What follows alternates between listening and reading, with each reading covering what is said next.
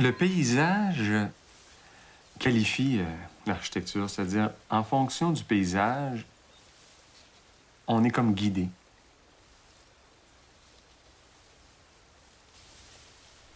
C'est des lignes de force qu'on finit par percevoir. On regarde un peu comme ça par strates, on le découpe, puis à un moment donné, tous ces éléments-là s'additionnent, mais en même temps finissent aussi par se fondre.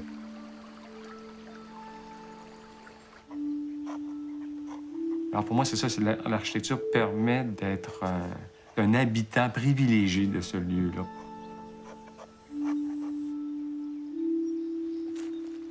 Ça vient beaucoup, je pense, de l'enfance, hein? Le vocabulaire et les matériaux aussi.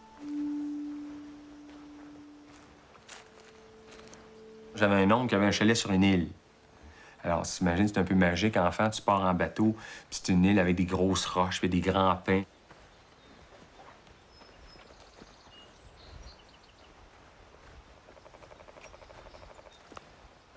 J'allais chez mon grand-père, qui avait une grange dans laquelle il y avait...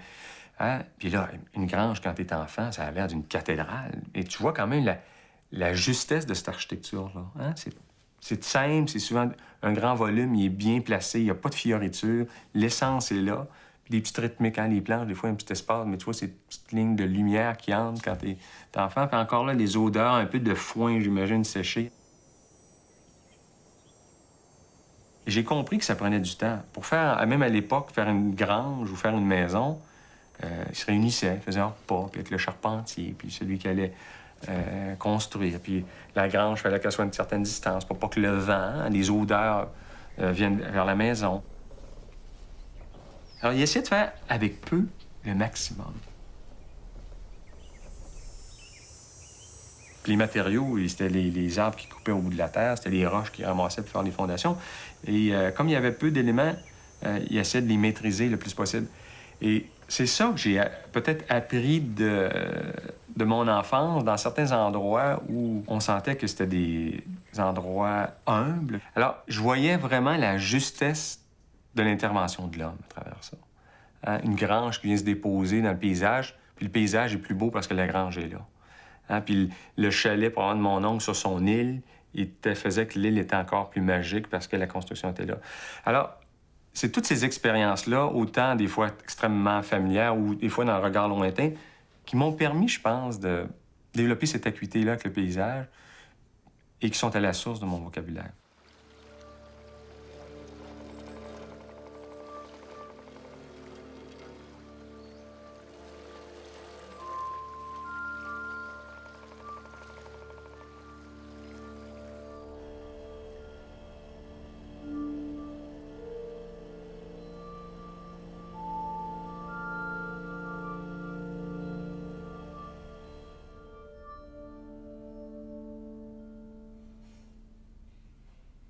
C'est le soleil, là. Hein? On voit donc le soleil se lève ici, à l'est, puis on l'aurait, à ce moment-là, tout...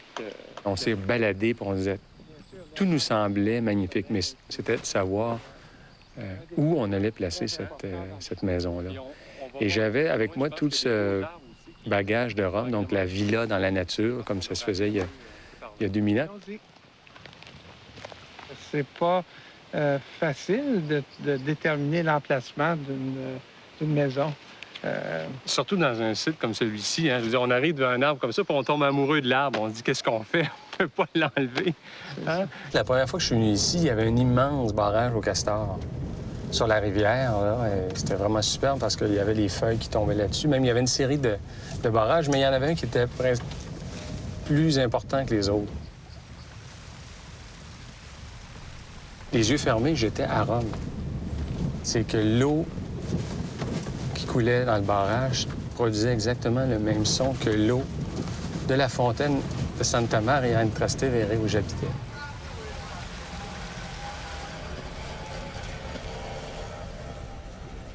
Ces contrastes me font découvrir des choses formidables. Puis quand je reviens aussi, je revois toujours à ce moment-là le Québec sous un jour nouveau. Donc il y a toujours quelque chose que je redécouvre aussi chez moi. Alors je pense que ces allées et venues sont indispensables pour un regard nouveau. Et ce qui est assez extraordinaire, c'est que, par exemple, on est en février à Rome, puis d'un coup, on arrive à février ici. Et la lumière à Rome, c'est tout ocre, c'est des couleurs incroyables. D'un coup, ici, on tombe dans des espèces de gris-bleu, là. Juste... Alors donc, on comprend... Déjà, la lumière est tout à fait différente.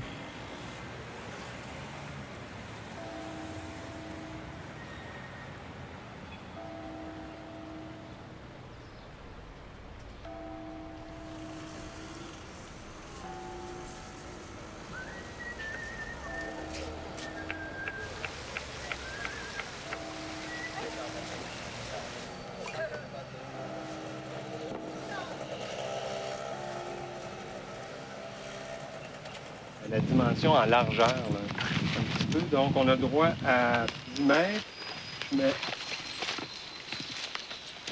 Hop. Bon, la première marque. Hein? La deuxième, maintenant. Alors, Allons-y par là-bas. Prenons le plan, le galon. Alors, je replace les toits. Donc, on a l'impression que ce qui soutient les toits, en fait, c'est véritablement des arbres. Et volontairement, ils ne sont pas mis à angle droit. Donc, on a presque l'impression que c'est les arbres qui entrent dans la maison.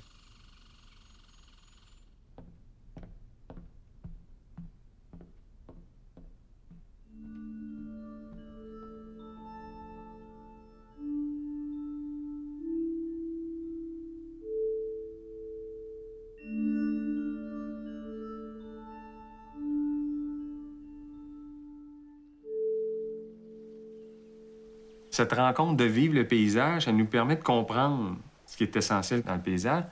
Ce qu'il faut faire aussi, c'est la même chose avec la personne pour qui on conçoit une maison, une salle de spectacle, un petit théâtre.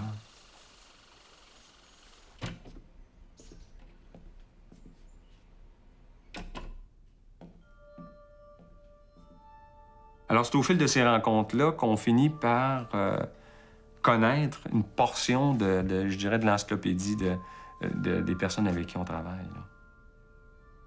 J'essaie de demander aux gens, dans leur vie, où est-ce qu'ils se sont sentis bien. Dans quel endroit ils ont été bien. De façon à essayer de recomposer à partir de ça.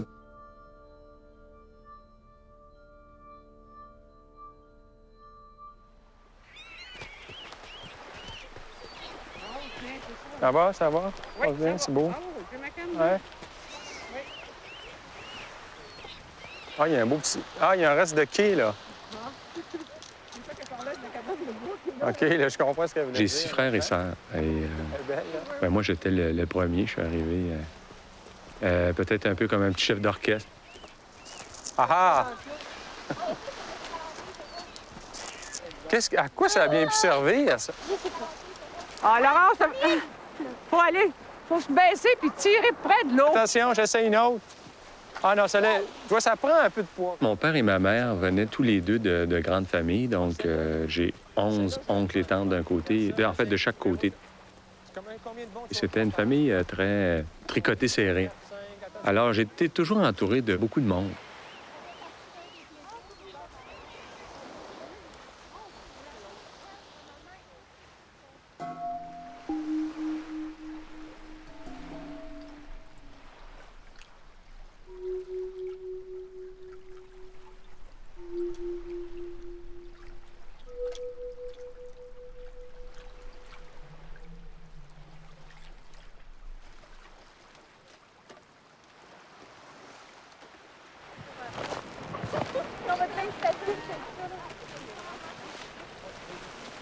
Les étudiants sont avec moi pendant 2 semaines pour découvrir une nouvelle façon de voir l'environnement, de comprendre comment s'y intégrer.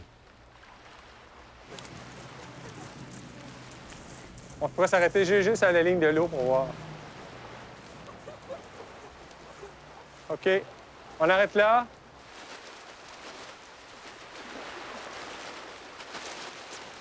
OK, laissez-vous caresser par le vent.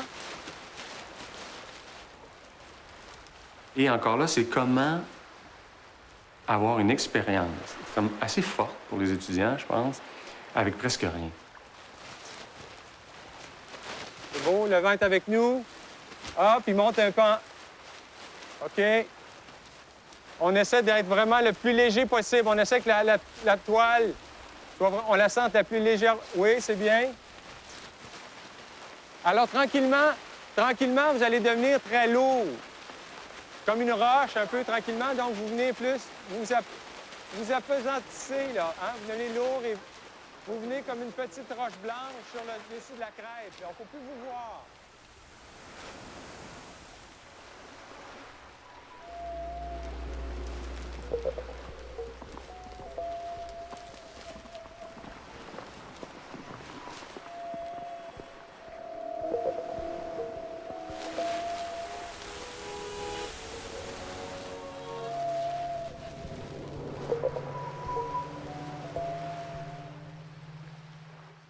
Une chose qui est toujours étonnante, je trouve, le fait de travailler avec des éléments éphémères comme ça, c'est leur capacité de nous mettre dans un état où on a une espèce d'acuité qui fait que, effectivement, on dépose simplement quelques bougies dans le paysage, ou des fois quelques tentes, et à ce moment-là, une vision tout autre du paysage nous est révélée.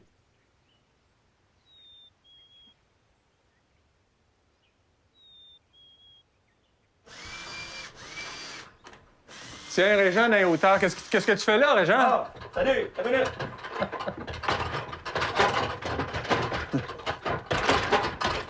Tu viens t'assurer que la maison va être en bonne ordre pour l'hiver? Ouais, c'est ça. Ben, il y avait une lumière là, qui avait penché avec les années. OK. Fait que je l'ai refixé. Régent insiste pour venir ici à chaque année faire son inspection. C'est un peu comme si c'était sa maison à lui, hein? Et, je veux qu'elle reste debout longtemps. c'est ça. Pierre Thibault m'a apporté une façon de voir la construction, une autre façon de voir la construction, finalement. En prenant beaucoup soin de l'éclairage, de la façon que les pièces sont... Pourquoi telle pièce est là. Puis l'utilisation du bois, puis de tous les matériaux naturels aussi. Des fois, on a laissé de côté beaucoup le bois pour remplacer ça par plastique, par des choses supposément qui sont sans entretien. Finalement, c'est pas vrai. Puis après un certain temps, du vinyle, c'est plus beau non plus.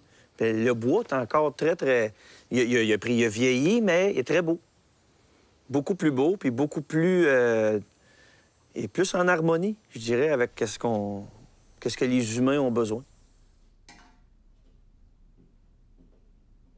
Le faisiez-vous comme aux abous? Oui, exactement comme aux abous. On a fait le même détail. Regarde, tu l'as, là. Tu as tes poutrelles, puis tu mets tes deux... Ouais. À l'intérieur, ça va. Mais quand on tombe dehors, là, tu sais, comme ici, au bout, là, ça, c'est la partie grillagée. Quand on fait une réalisation de Pierre, au début, on trouve ça épouvantable, ce qu'il a pensé. Puis une fois qu'on l'a fait, puis que là, on est dedans, là, tu dis, ouais, il est pas si fou que ça. Dans les plans de Pierre, là, il faut souvent chercher les mesures, là, parce que c'est pas évident. Probablement que c'est pas évident non plus des données sur une structure comme ça, parce que on peut pas dire, bon, là, le plan, je le sais, c'est quoi, on y va. On est toujours en train d'aller chercher un détail qui nous manque, parce qu'on est toujours en angle, on est toujours en pente, il y a rien de... On bâtit pas un étage droit, puis on met un toit dessus, c'est pas ça. C'est que le mur d'en arrière est plus court. Il y a des vitres dans le haut partout. Ça veut dire qu'on a juste des poteaux qui montent, on a des poutres, après ça, on rebâtit un mur en dessous. En haut, c'est la même chose, il est plus haut. Puis vu qu'on est en angle, bien, le mur, il s'en va en baissant, il est pas droit, il n'y a jamais rien de droit. On compte le tout, là, cette maison-là, la grandeur qu'elle a, le coût est pas énorme. On va prendre une autre maison avec les mêmes grandeurs de plancher, puis des affaires beaucoup plus conventionnelles, puis on va arriver à peu près au même coût. Les grandes villes ne peuvent pas se permettre des salles de concert, mais la Villa du Lac du Castor, ça a été un travail d'équipe absolument formidable. Concerto pour 14 grenouilles. C'est ça. Alors, je pense qu'on passe par ici, ça va. C'est l'heure pour Tu manipules, puis tu vois quelque chose qui se construit. Pour moi, c'est... Parce que quand on fait des belles réalisations, là, mettons, là, tu sais, là, à chaque soir, on est là, puis hey, t'as-tu vu ce qu'on a fait? Oui. La première réalisation est toujours un peu plus complexe comme ça. Entendre les grenouilles, Ah oui, oui. c'est le bruit du lac, c'est le bruit des... Mais vous avez vu ou entendu le huard tout à l'heure? Ouais. Quand on arrive ici, là, ça sent le bois plus. Oui, oui. Mais c'est beau, là, j'aime ça, la lumière qu'on voit entre les troncs, là. Ah, Il y avait oui. des clous, je pense, les gens, hein?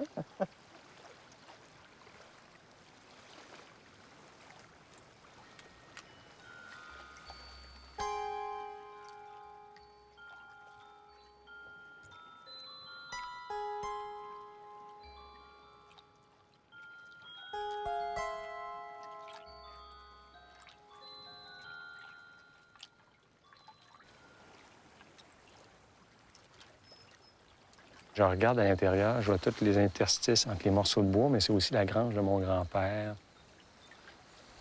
C'est vraiment un voyage dans le temps, puis c'est probablement la seule chose qui a bougé comme ça. Elle était au Musée du Québec, donc c'était un havre de nature dans la ville. Puis là, j'ai l'impression, je le voyais quand je l'ai installé pour la première fois, comme un havre de culture dans la nature, mais là, avec plus le temps passe, ça devient comme un havre de souvenirs.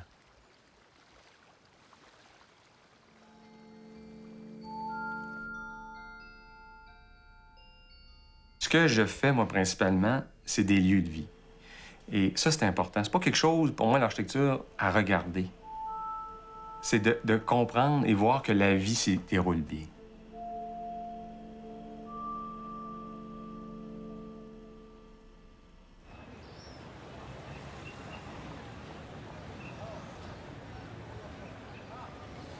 Les Français, ils sont obsédés par le territoire. Obsédés par le territoire québécois, le territoire canadien. Donc, moi, c'était la porte là, que je leur offrais. Je leur disais, bien, il faut trouver une façon de parler de nous, aux Français, à travers l'idée du territoire. Bon, alors, le thème, c'était le feu sous la glace. Bon, en tout cas, évidemment, on essaie de faire allusion au territoire, aux saisons, au changement saisonnier. Donc, c'est sûr que Pierre était tout indiqué parce que, bon, Pierre s'intéresse au territoire. Et aussi, il y a une chronologie dans ce que Pierre fait. C'est-à-dire que ce qu'il nous offrait dans cette installation-là, de l'igloo au gratte-ciel.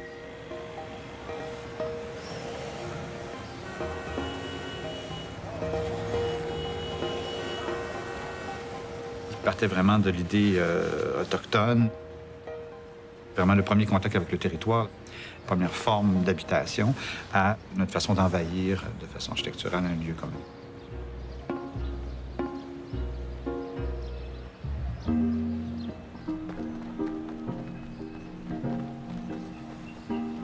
Ce que je trouvais intéressant de son travail aussi, c'était son rapport à la nature, son rapport avec le territoire, puis aussi la chronologie de tout ça. Moi, il y a une chose que je trouve très belle dans le travail de Pierre, c'est...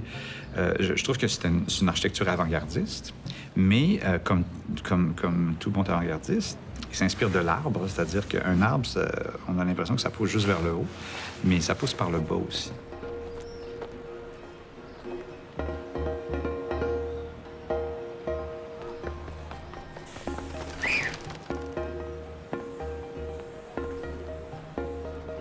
C'est ça qui fait Pierre, c'est-à-dire qu'il s'inspire beaucoup du substrat historique, si on veut, de la culture québécoise, du territoire québécois, pour créer des choses excessivement modernes.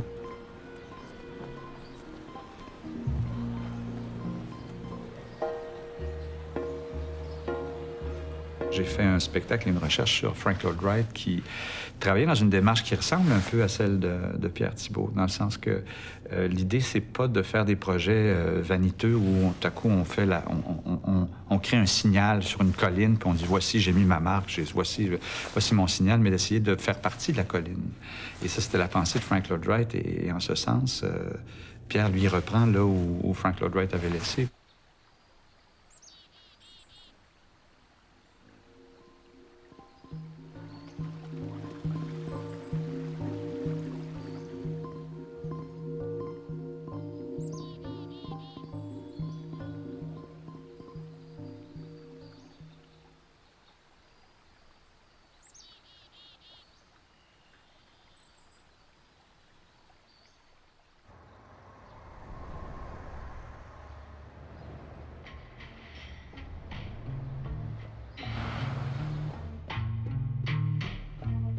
On est à l'extrémité nord-ouest du Parc technologique de Québec. On voulait avoir le plus possible, là, nous, un building qui puisse répondre aux besoins des normes pharmaceutiques.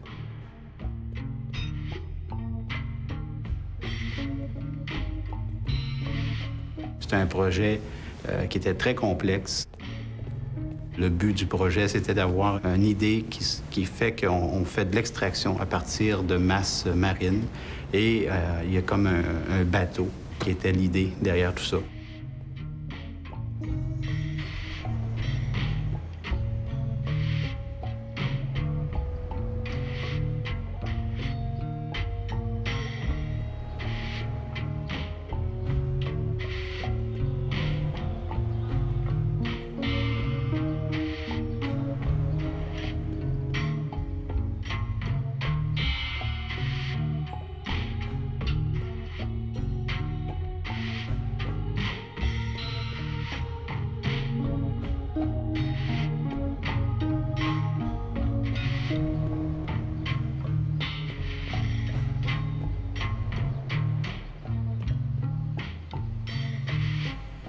On a vraiment eu une influence sur l'architecture et c'est un peu une fierté de voir que les gens se sont peut-être relevés d'un cran pour faire leurs travaux après avoir vu ce qui a été fait ici.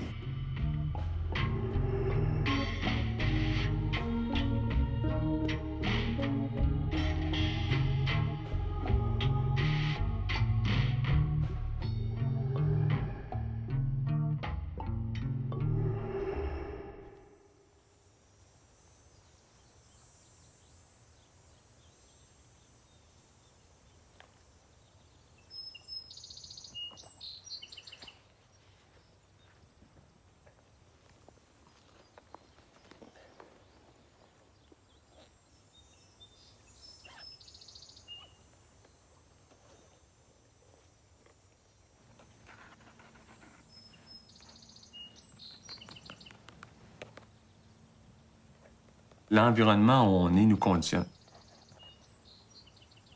On n'est pas la même personne.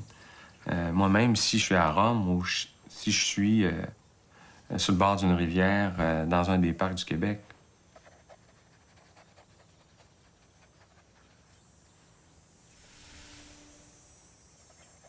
Le lieu peut révéler des choses qu'on a en nous, mais à un moment donné, il accentue une certaine facette. Puis t'as comme l'essence d'un univers devant toi.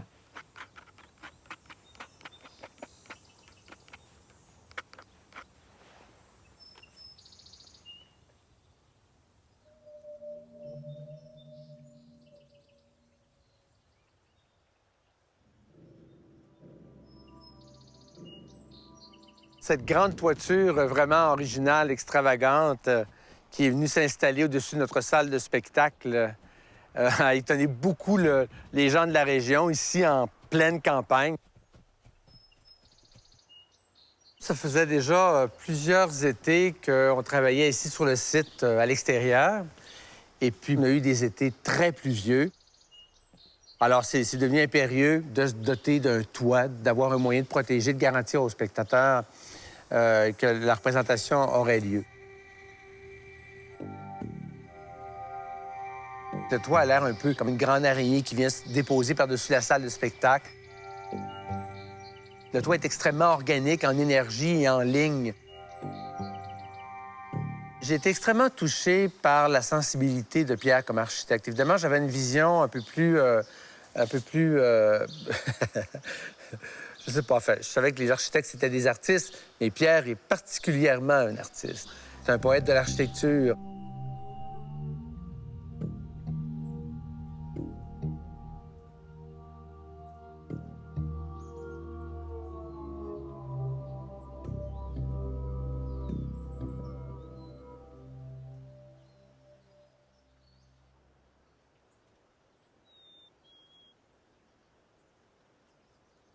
Nous, on travaillait déjà à l'origine avec les couleurs jaune, bleu, rouge, vert, et il a réappliqué ces couleurs-là sur les colonnes. Alors évidemment, quand des nouvelles personnes viennent travailler avec nous, ça va très bien parce qu'on a simplement qu'à regarder la couleur des colonnes. Alors nous, c'est comme ça, évidemment, qu'on s'oriente dans notre 360 degrés. Le projet répond tellement à nos attentes sur le plan artistique. Pierre a tellement su traduire notre propre sensibilité en sensibilité architecturale que, évidemment, nous, 11 ans plus tard, on est encore en amour avec notre toiture.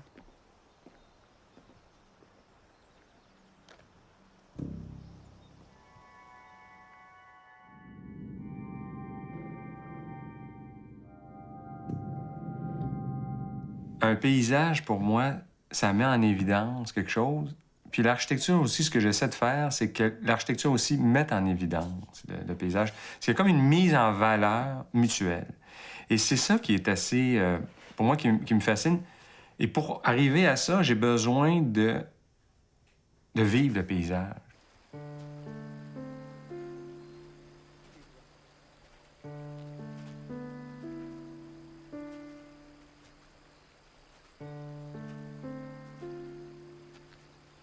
Pour comprendre pourquoi ça a changé notre vie, il faut d'abord dire tout le plaisir qu'on a eu à vivre cette aventure.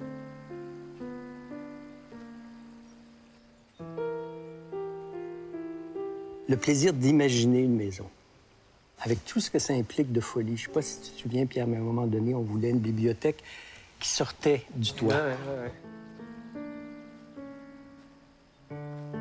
Ça pourrait sortir du toit, puis on pourrait avoir une installation avec des livres ouverts qu'on suspendait, tenus par des fils, pour rappeler les oiseaux, puis en fait, toutes sortes de folies.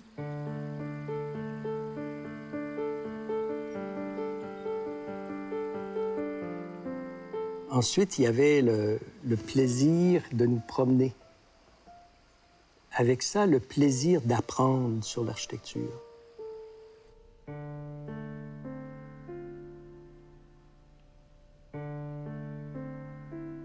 Et puis plaisir de participer à chacune des étapes du projet, à s'y investir pleinement.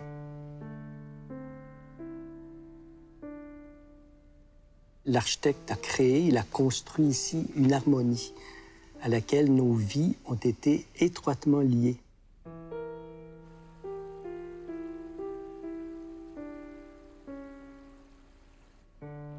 Aujourd'hui, c'est ici, effectivement, qu'on se ressource et qu'on réinvente le monde.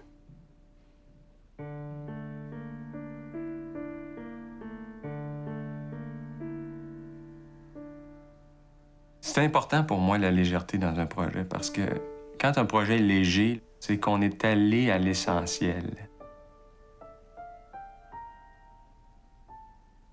Je fais le parallèle des fois de l'acupuncteur dans le paysage. C'est quelque chose, un geste très, très simple, mais qui révèle beaucoup de choses. Les projets, c'est quelque chose qui nous élève, c'est pas quelque chose qui nous retient trop. Alors, pour moi, la légèreté, c'est essentiel.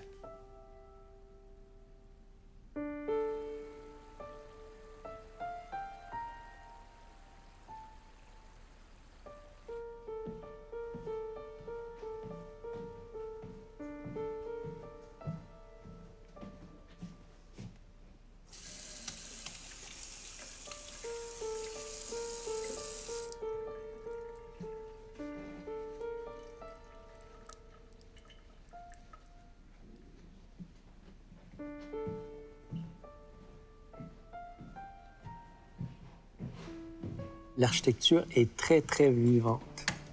Puis je dirais même plus qu'elle est magique.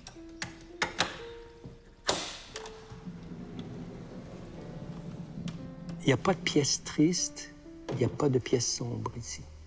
Tout est ouvert. Et chacun des espaces a un charme particulier.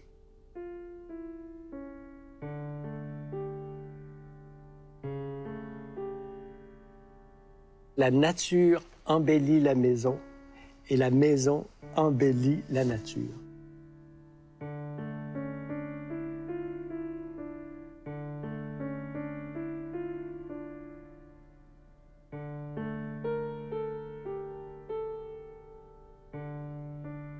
C'est malheureux que ça soit fini, Mais on dit, c'est pas fini. Ça continue et on va continuer à faire des folies. Parce qu'au départ, on s'est bien dit, c'est une folie, là. C'est une folie, cette maison de campagne. Mais non, c'est loin d'être une folie, parce que ça nous rejoint profondément.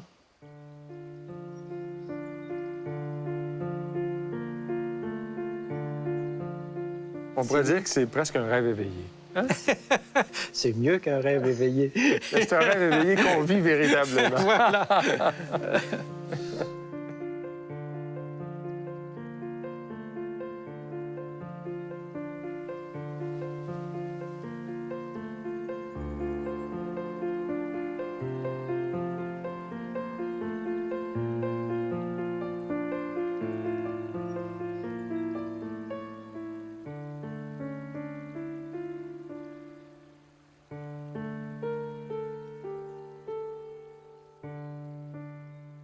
Pour moi, l'architecture, c'est véritablement une réponse simple à un problème complexe. Et c'est ça qui est quand même assez fabuleux de voir. Avec cette réponse-là, si on avait essayé de répondre à chacune des questions, ça aurait été impossible. Puis, du coup, le concept répond à tout. Non, c'est vrai. Mais il serait mort, probablement, parce que... Quand est-ce qu'ils ont finalisé ça, là? Ben ça, ils ont fait ça au début de juillet. Ils ont fait ça dès le début. C'est ça, donc. Il y en a des beaux, là, aussi, là, des beaux, hein? Très beaux. Il y en a. Très, très beaux. Il y en a d'autres. Mais celui-là, il va survivre, il est plus jeune, là. Mais c'est les trembles là, qu'on va faire disparaître.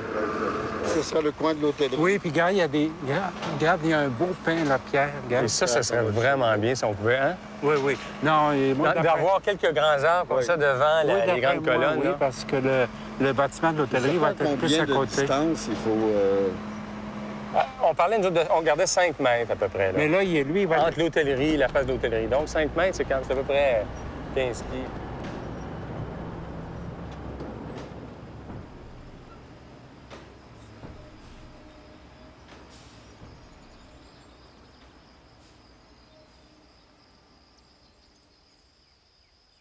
Notre choix pour Pierre Thibault comme architecte s'est fait parce que c'était celui, en un sens, qui nous donnait l'impression d'avoir mieux compris ce que nous souhaitions. Un monastère qui soit bien intégré dans le lieu, qui tienne beaucoup compte de l'environnement, qu'il ait un cachet de simplicité, en même temps un lieu très, très ouvert à la lumière. Et Pierre, vraiment, dans son projet, s'est montré d'une sensibilité à notre projet et c'est ce qui nous a séduits. Alors, on retrouve la cour centrale du monastère, qu'on appelle le préau, où se retrouvent les différents lieux communs. Ce que Pierre expliquait, c'est que c'est l'accueil qui est important. Alors, quand on arrive en face du monastère, qui se retrouve dans un cadre superbe, en plein bois, les gens vont voir comme 2 grands bras qui les accueillent. Alors, à ce moment-là, vous retrouvez le bras de l'hôtellerie. Les gens arrivent comme ça, en face. Et de ce côté-là, le bras, qui est l'église, c'est les 2 parties où ils ont accès. Et le reste du monastère, c'est le cloître. La partie cloître, clôture, la partie où vivent les moines. Béni sois-tu, Seigneur, toi qui donnes à la terre de porter du fruit. Bénis notre table. On vit 365 jours en clôture. Pierre a quand même osé nous donner des espaces de circulation assez grands, en se disant que quand on sort de l'église, il faut quand même avoir le temps de faire quelques pas avant d'arriver au chapitre, à la bibliothèque, au réfectoire. Sinon, si on fait 2 pas, on va finir par étouffer. Je pense que c'est un équilibre qu'il faut toujours garder dans la vie monastique. Et ça, Pierre l'a senti sans qu'on lui dise.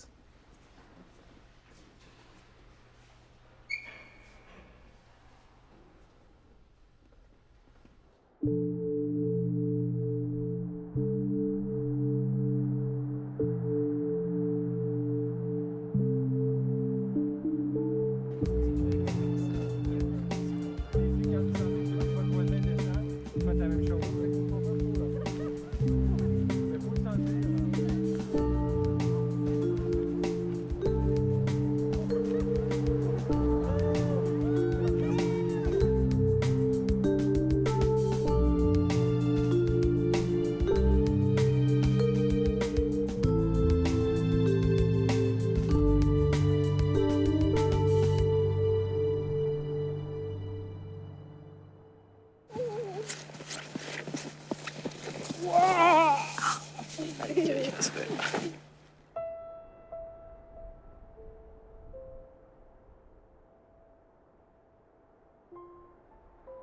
Je pense que je suis un architecte nordique parce que l'hiver dans ma vie, c'est extrêmement important.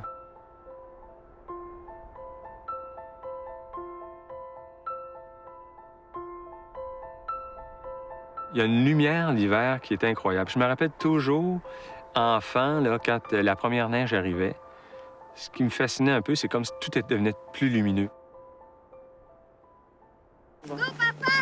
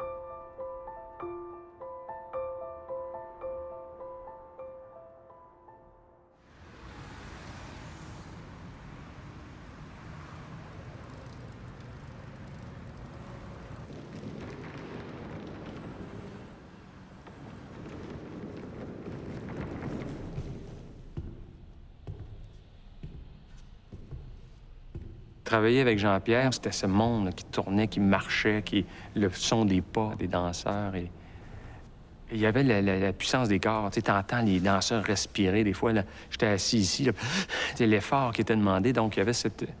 Alors, pour moi, j'ai dit, ce lieu-là, pour Jean-Pierre, ça va être un tremplin pour une nouvelle maturité de ses chorégraphies. Donc, il va aller au-delà de ce qu'il a déjà fait. Donc, je voyais quelque chose de... s'ouvrir pour lui.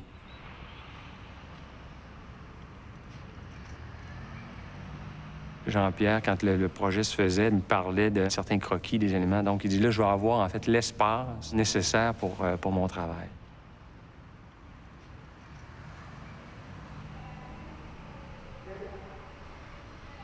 Tu vois, c'était magnifique, ça, déjà. Juste de voir ça, c'était complètement chorégraphiquement, ça faisait toute une logique avec l'espace. C'était très beau, déjà, juste ça. C'est comme on a un peu l'impression que Jean-Pierre, tu sais, tu fais un pas par terre, puis un autre, puis là, t'as l'impression qu'il y a... Moi, ça me fait bizarre d'avoir comme une espèce de privilège d'être ici, comme si on... Oui, puis en même temps, c'est ça. Ben oui, c'est ça. On a l'impression qu'il est encore ici.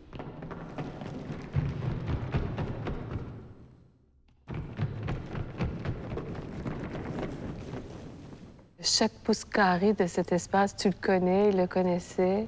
Vous l'avez pensé ensemble aussi, parce que je suis sûre qu'avec Jean-Pierre, vous parliez même des robinets. Il n'y a pas grand-chose qui était laissé au hasard. Qui était laissé au hasard. Avec toute la dynamique que ça présente, parce qu'il y a tellement de choses au niveau... Il était conscient de cette idée que l'architecture devait mettre en évidence la danse. Donc, il y avait toujours ce dosage-là. Des fois, il me disait « Ah, l'architecture est trop présente ». La présence des sons était très, très importante. Le pas des danseurs. Et je me rappelle, il faisait des tests. On était dans la salle en installant un panneau pour voir qu'est-ce que ça allait donner. J'ai vu Jean-Pierre marcher ici, puis j'ai compris l'espèce de sonorité. Donc, c'était vraiment incroyable. N'ayez pas peur de le suspendre dans l'autre, il se suspend moins. On travaillait en parallèle un peu. C'est sûr qu'on avait chacun de notre côté à apporter des éléments qui nous touchaient. Moi, j'avais déjà commencé à travailler avec une espèce de panneau. Parce qu'après ça se divise, on a plein de corridors, puis on les subdivise, donc on en a encore deux fois plus. Oui. Et là, ça vous demanderait, c'est là que viendrait l'accélération. L'accélération vient peut-être quand ils sont plus petits. Oui, c'est ça. Donc là, on est très lent à ce moment-ci. Je trouve fabuleux dans la danse. Nous, on fait nos espaces, mais ils peuvent être comme là, quasi. Le danseur arrive, puis je dis, avec toute cette... d'intensité. Puis moi, c'est ça que j'avais aimé de travailler avec toi, avec un architecte, c'est qu'un architecte, ça... J'ai le sentiment, en tout cas, qu'au départ, c'est assez abstrait. C'est des formes, c'est des volumes. C'est-à-dire, tu m'imposes pas un sens au départ. Tout est ouvert. Pour moi, c'est de mettre en scène l'homme dans ces espaces. Puis ça, c'est fabuleux parce que c'est des espaces de liberté.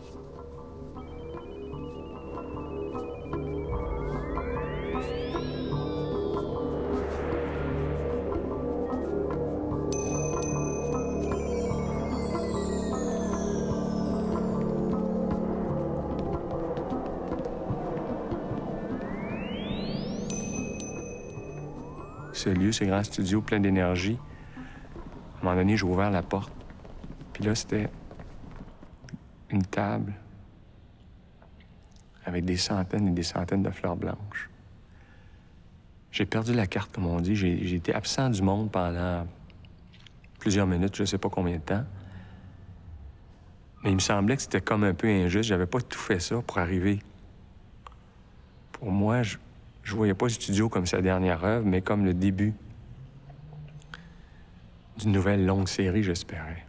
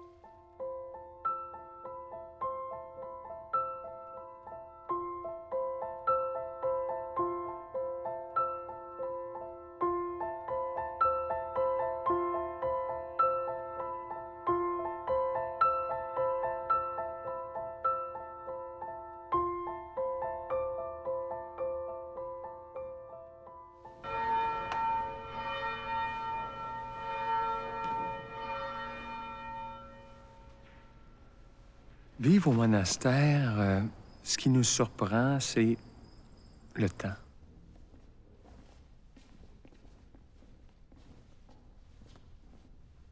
Le temps est complètement différent. C'est-à-dire, on entre dans un autre espace-temps. Le temps des moines, celui qu'ils ont aujourd'hui, c'est le même qu'il y a 1000 ans.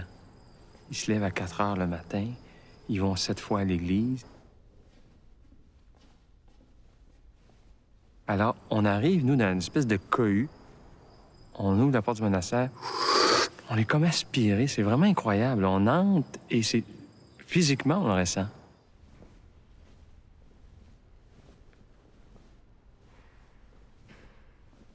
Dans notre vie monastique, nous vivons pratiquement au rythme de la lumière.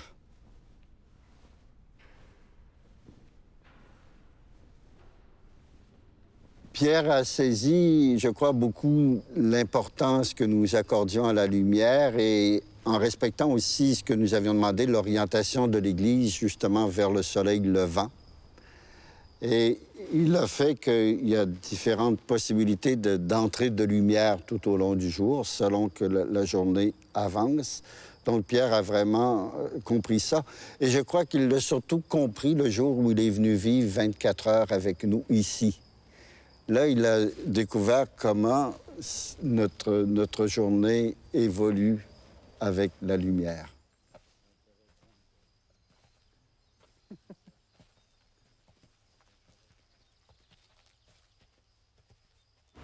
Donc, pour bien comprendre, l'étang là, qui est ici, puis l'entrée du monastère se fait à cet endroit-là, précis. Mais là, par rapport à ça, on a décalé un peu, on a tassé un peu de ce côté-là, le monastère. Donc, on voit, on a fait une modélisation, ça, je vais la retrouver.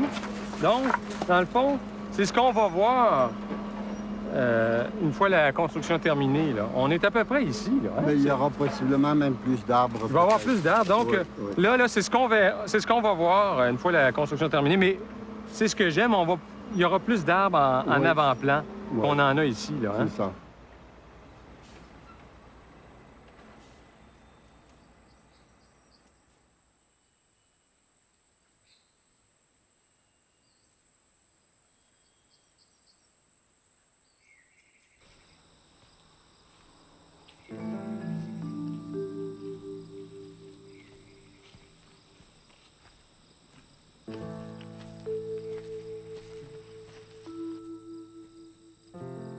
J'avais cette idée de ruban quand je parle du monastère parce qu'on est comme encerclé par toute cette nature. C'est comme une espèce de série de chambres, de paysages.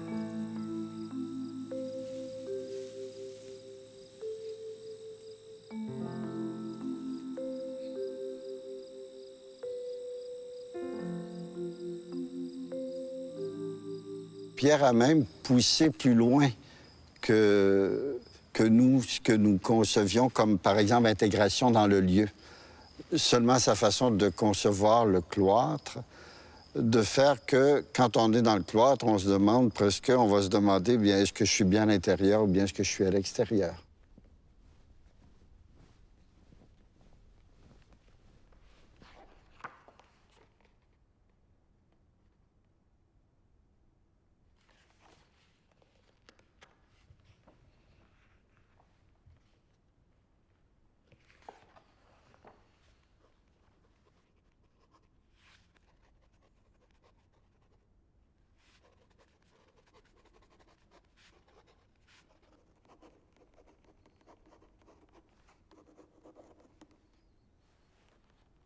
La première fois que je suis allé à la bibliothèque, c'était très tôt le matin. Il devait être, je sais pas, 5 heures le matin. C'est un moment qui est un peu particulier. On est, je dirais, davantage dans son monde, un peu. Et j'avais l'impression aussi de comprendre ce qu'était la vie du monastère, le silence à cette heure-là le matin. Et dans la bibliothèque, il y avait déjà des ouvrages extrêmement intéressants. On aurait dit que j'avais besoin de comprendre, parce que là, je vivais un peu ce qu'était le monastère, puis de faire une espèce de voyage dans le temps.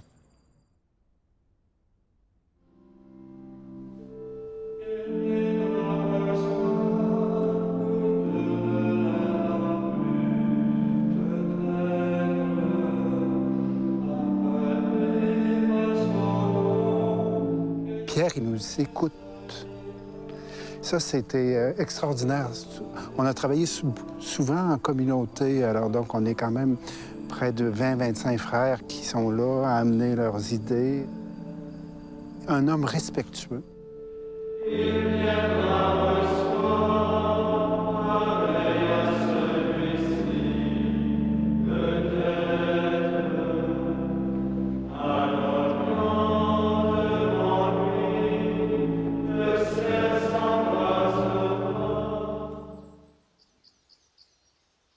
On va choisir notre pomme. Mais...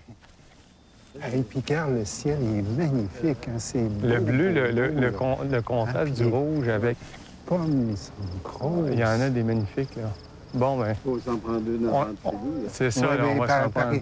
Oh, regarde ici. Laquelle? Belle, hein? Puis regarde cette branche-là. Là. Une belle grosse ici. Oh, ici. Non, la mienne est plus grosse. Hein? Je vais essayer de... Elle est...